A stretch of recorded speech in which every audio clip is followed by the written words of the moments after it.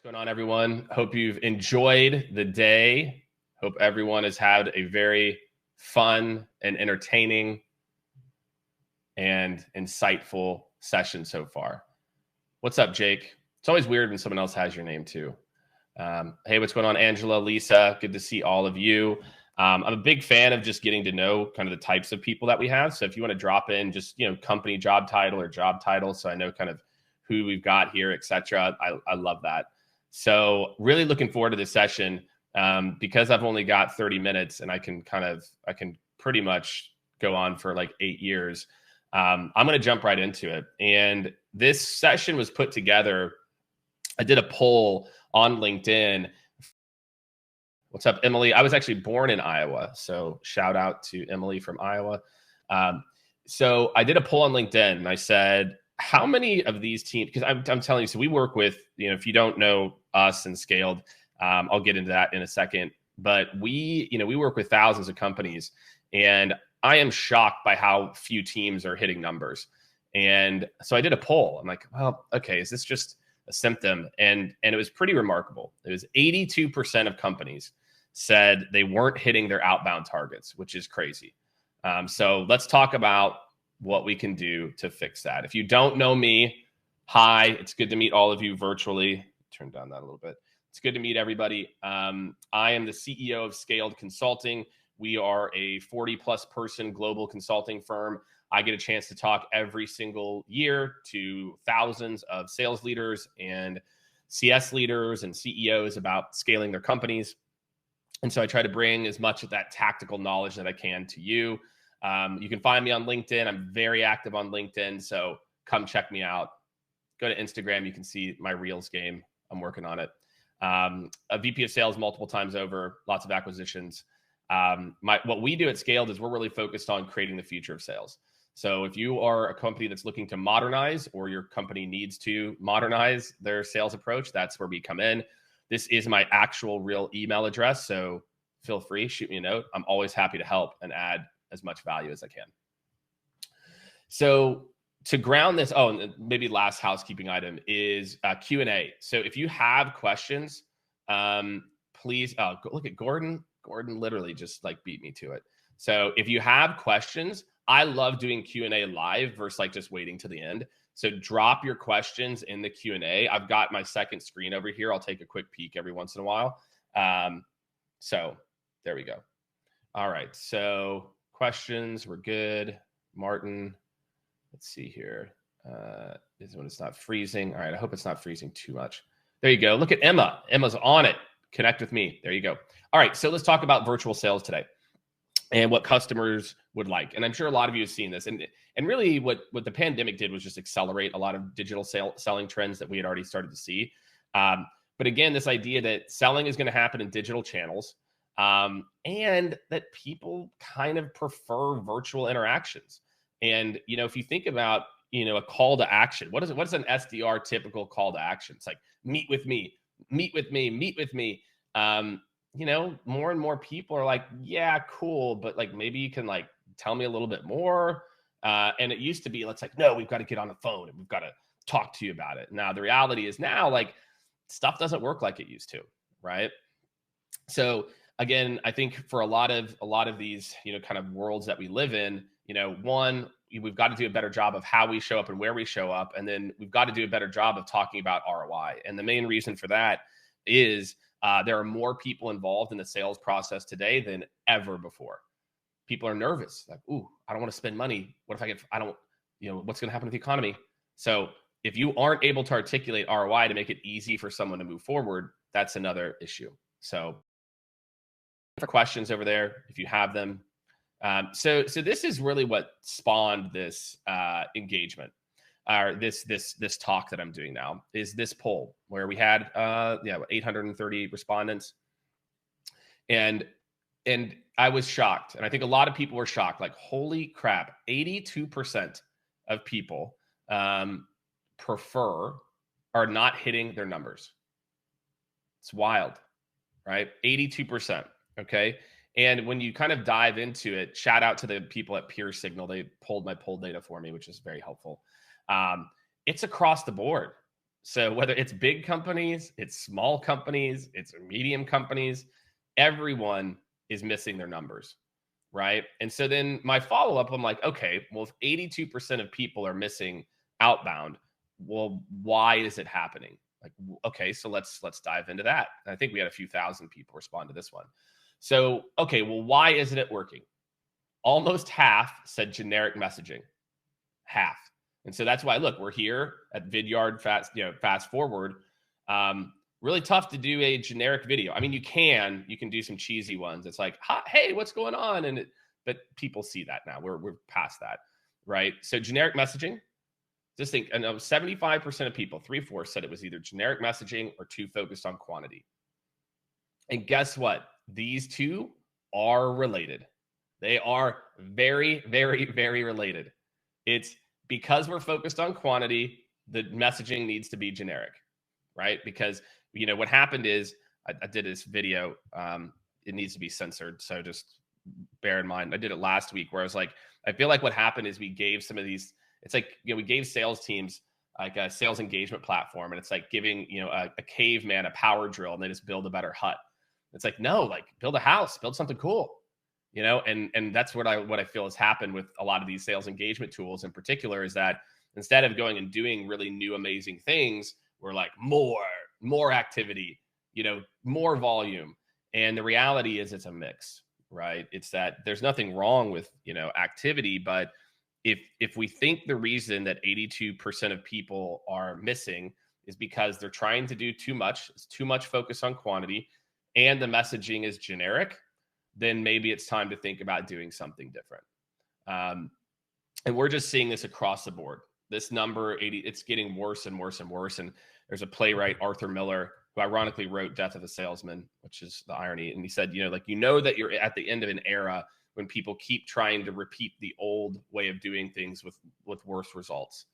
And that's kind of where we're at with outbound, that we are at the end of an era for people being able to hit send all messaging and not make calls and not send videos, etc. So we're at the end of an era. And for everyone who's watching now or later, now is your kind of wake up call that if you want to be successful in driving new meetings, you've got to get out of the box. And so I'm going to talk you through some different ways to do it. Like I said, feel free, everyone, drop your questions in the chat. Jen Lance is all over it. I love it. Siobhan, Sales Engagement Lead London. So yeah, feel free, keep dropping, any feedback, questions you have too. The other part that I thought was really interesting, so we had guys at Peer Signal slice this too, was okay, like by job title and seniority do the numbers change? It's kind of interesting. Marketing, right? Whenever we surveyed them, they actually said generic message was even worse. They also didn't really feel the too focused on quantity that a sales role might. Seniority didn't matter. There's no kind of correlation to seniority. So look, if both sales and marketing knows it, and the bosses also know it, why do we keep doing the same thing? Why? Why do we keep just hitting more? Why do we keep running these stupid contests that are like, oh yeah, what you should do is let's do a blitz, 1,000 activities this week. Constantly trying to play catch up. So sales roles, both executive leaders and frontline people are saying that it's not working and it's because of generic messaging and asking to do more. Sales and marketing would also say the same thing. So everybody in the revenue organization knows that people are not hitting numbers, but yet we continue to go back to the same old. All right. Drew got some questions coming in now. Kirsten talking about why would someone open a video? Yep, love it. Happy to kind of dive into that one too. So how do we fix it? So I'm going to give you all 4 very tactical things that you can take away from today to fix it. And if you have questions, let me know as we dive into it. So let's see here. I'll answer, Drew, I'm going to answer yours first because it's a shorter answer. Hold on, did you drop it in the Q&A? No, all right, someone else did. So I'm going to go back to the chat. So how personal is too personal in a cold email? There's been studies around this from sales engagement platforms, and there's a graph. I don't have it in this deck, but it shows it's 20% personalization is kind of the sweet spot. That once you go past 20% personalization, it doesn't have a significantly higher correlation to positive reply. So it's about 20% correlation or 20%. And how do tactics change with larger target? Okay, I'll definitely get into that. So I'll get into all these when we get into there. All right, so the first things is too focused on quantity, meaning, again, this is an email that our marketing team got. I mean, if you literally would have looked on LinkedIn, you could see that her name, that she goes by Becca and not Rebecca. So again, I believe there's an opportunity for us to help you scale your business, integrate, blah, sounds interesting. Let's connect. Yuck. Greg, how do you quantify 20% words, like number of words in the email? Like that's it pretty much. So my friends, this isn't working. You can't just send terrible emails like this, okay, and expect a reply, right? This poor guy, right? I'm not trying to email shame this guy. You can't see his name or anything. But again, for so many people, it's the generic. We're so focused on quantity, and our boss is like, just hit the more button. So we just get lazy and we don't personalize anything. All right. So how do we fix it, right? So for all of you who are looking to fix this or find ways, at least how I think about this is you have to move away from a concept of tracking activities. Activities it used to be when activities were directly correlated to success, meaning like every LinkedIn touch point or every email or call had a call to action versus like, hey, like I want to connect, etc. Activities was a decent proxy for, like the lead metric. Today with us, more and more of our clients, we move them toward a meaningful conversation. So instead of 100 activities, and to get 1 or 2 meetings, we say, hey, we actually need like 7 conversations to get to 2 meetings. And that conversation could be somebody getting you to the right person. That conversation could be trying to coordinate a time to meet with that person, etc. So, so that's number one. If you want to move the focus away from quantity, that 25, 26%, you've got to stop focusing on these send all metrics and move to that. And then thinking about the leads and legs from there. Meeting set, and the team at Outreach, this is how they're structured too, is they think about meeting set, but the lag that they look at for overall performance is pipeline contribution. So you're tracking, how many conversations to get to how many meetings set to contribute what to pipeline, right? And hey, as an SDR, your job is to contribute $1 million to pipeline in this quarter or whatever it is. So this is number one. If we want to move away from quantity, we've got to stop making activities the metric. It's stupid. It made sense for a while, but now it makes absolutely no sense. All right, a couple questions here. Eric says, is it possible or likely using video for sales will become too commonplace and thus lose its uniqueness or effectiveness? I don't even know what percent of people are using video, but it is so small. Eric, we are like years away from that being a problem. So I wouldn't even be thinking about it, etc. So I wouldn't be too worried about it. All right, let's see, maybe a couple more here. Greg, I don't know what inputs you're looking for. Yeah, the chat did just freeze, FYI. So I'm just going to go back to it and I'll try to jump into some other pages here. All right, so not iterating fast enough. All right, what do I mean by not iterating fast enough? All right, what I mean is we have to start to look at Outbound as a performance engine, not a set it and forget it world. Okay, so we've got to start to look at this as again, performance mindset. All right, so when we think about this, it's not about just, what's happening, what people are doing in terms of like their day-to-day. And the analogy that I try to use here is let's see here.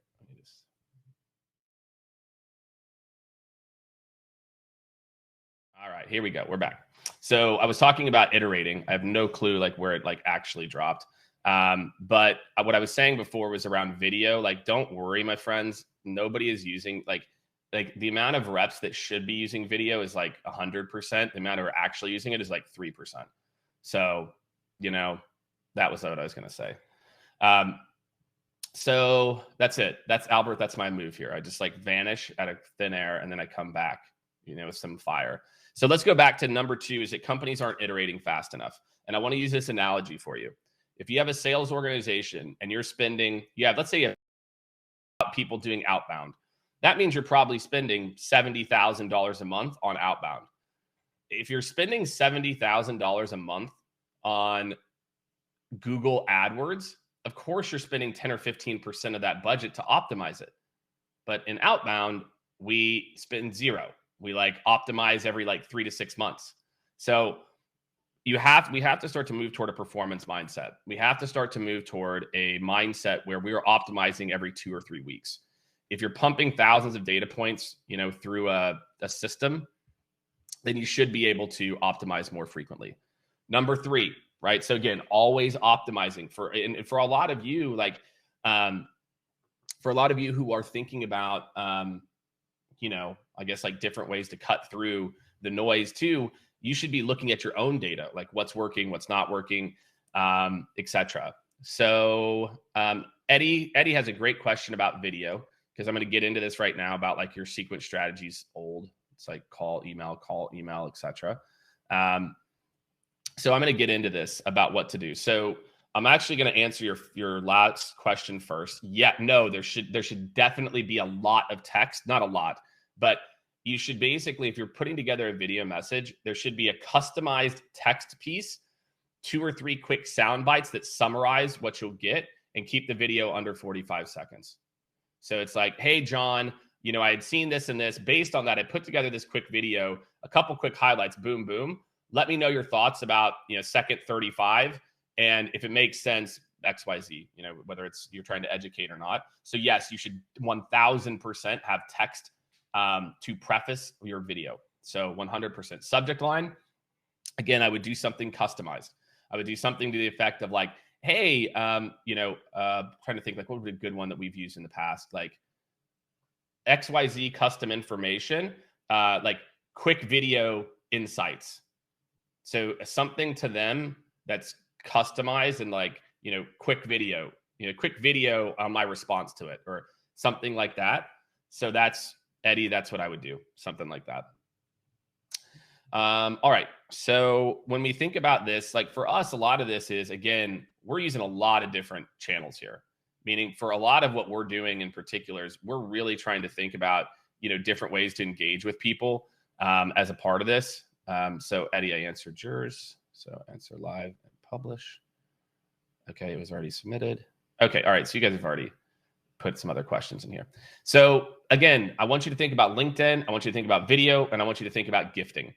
Okay. All of these things so we did a campaign recently with video on LinkedIn. So we're using video on LinkedIn, 17% reply rate, 17% reply rate. That is silly.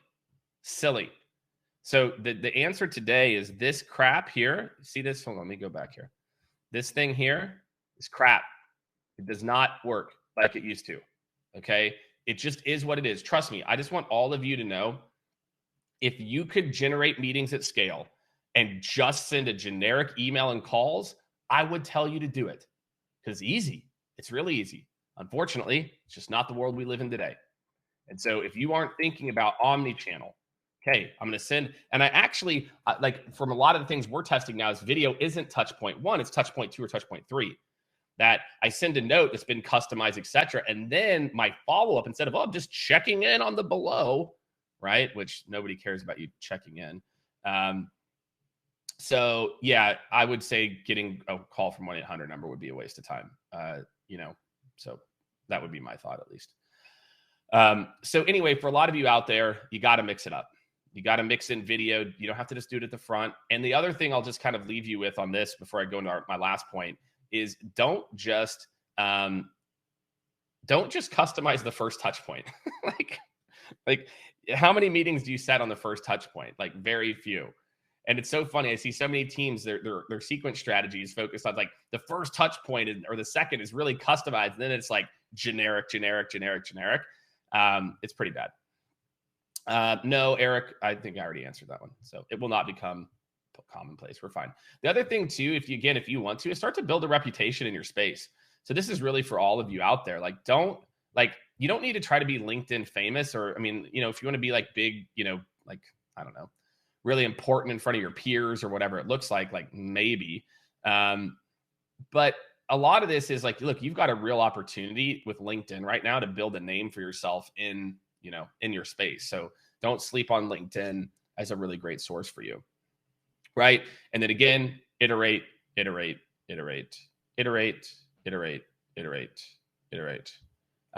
etc. So Jake, when you say videos, touch point 3, here's my point, is just to test where it works most effective for your sale. It doesn't always have to be touch point 3. No, I probably would not send all 3 touch points as video.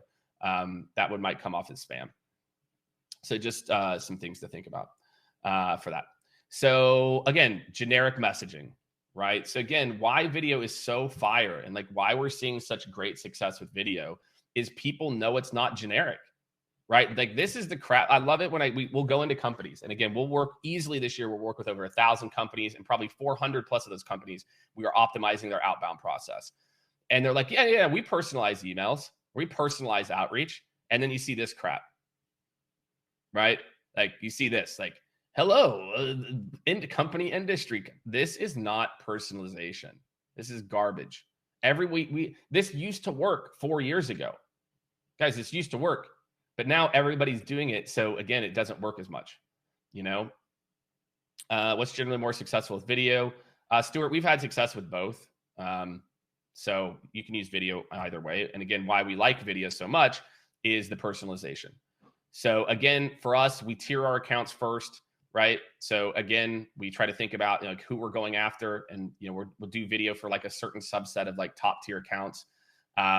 Another thing to think about here is the research. If you don't know how a company, like that's what you need to show in your first 10 seconds of a video, is that you get it. Hey, Jake, this is John. I work with lots of other, I work with many other industrial manufacturing. I know at Caterpillar, you all are doing XYZ. You got to build credibility. Show that you know their space. Show that you know what they're doing, right? Obviously, use Vidyard, obviously, right? And then again, but you can embed Vidyard into a LinkedIn message too. So like, just so everyone is, I hope everyone's aware of that feature, that you can, what was point 2 second say to fix? I don't remember what point 2 was. So those are the things to think about. Generic messaging is what you need to do with messaging is it has to be quick, and you have to show that you get me very, very, very quickly. Okay. And then again, for me, if I want to get away from generic messaging, use Vidyard, right? And I'm not just, and by the way, just so you know, I'm not just saying this because this is, Vidyard's event. We literally consult, like, this is what we do. And this is what we're seeing that's generating results. And going back to someone who asked me the question at the beginning of like, well, if everyone uses video, like, my friend, we are so far away from that. You got nothing to worry about for many, many years. So even just the medium that you're using, and using video, is going to help you to stand out. So those are the big things. We've got a modern outbound playbook that y'all can download. I will drop the link in the chat that y'all can just take a look. That has, I think it's some of the questions that y'all are asking here around, again, like what people are doing and how do you integrate the plays. So I'm just going to I'll drop that in the chat there. So there's some more cool stuff. If you all want to know like more of like the video plays and how to use videos, like this also works really well for current customers if you're trying to set new meetings within your current customer base. So just some things to think about. LinkedIn, yes, you can.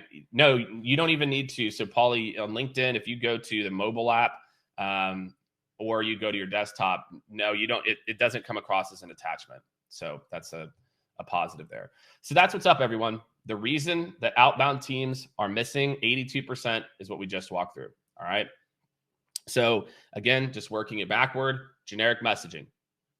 You're not going to win. I'm sorry. I wish it was easy, right? It's not.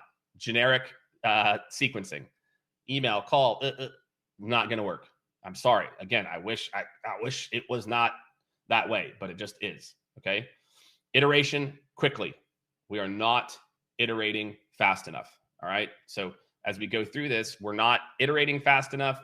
We're not thinking through different challenges. We're just, again, we're continuing to just iterate at an extremely slow pace. And it's just not working. And then the final is to focus on quantity. So my friends, really, I hope today, like I maybe opened your eyes to why it's necessary today to stand out. Video is the #1 way. Also, big fan of gifting direct mail as well too, as long as it's smart and clever and it's not like virtual coffee or whatever it is. Hung up in an email. I'll leave some of that stuff for the Vidyard folks, but again, I think a lot of people, I think for a lot of you out there, use this as, take this what we've talked through, think a little bit about your current strategy. Is it a little too generic? Am I too focused on quantity? Am I doing enough things that are a little bit outside the box? And then am I tracking all of those activities to then optimize? And that is the future of lead generation. That's the future of getting in front of buyers, etc. So yeah, if you guys have any more questions, there's a lot of questions coming in and we only have like 1 minute left. But do me a favor, shoot me a note on LinkedIn, just DM me. The LinkedIn was in there before. You can shoot me a note. I'll do my best to answer that there. And yeah, Kelsey, just so you know, they've solved this, basically the work from home, where basically you'll get an email first and it says confirm your address. So that's the thing there, right? But could someone please define iterating for me? Iterating is basically every 2 to 3 weeks looking at your sequence performance and then making sure you're making changes. Make sure that you're always making changes versus like changing up how you're doing things every 6 months. If you're pumping thousands of data points through a system, you should be optimizing that system every 2 to 3 weeks versus 6 months. So that's what rapid iteration is continuing to update in real time as much as possible versus every 6 months. So that's what I got, everybody. I hope you enjoyed the session. Again, make sure, click the follow button on LinkedIn, come say hi. I put out a lot of content. You can't miss me. And if you need anything, feel free to DM me, let me know, and I'm happy to help. But thanks again, team at Vidyard. Go check out Vidyard if you're not already using it. You should be using it. And again, I'm not a paid spokesperson or anything, but yeah, I hope it helps. Have a great rest of your day, everybody.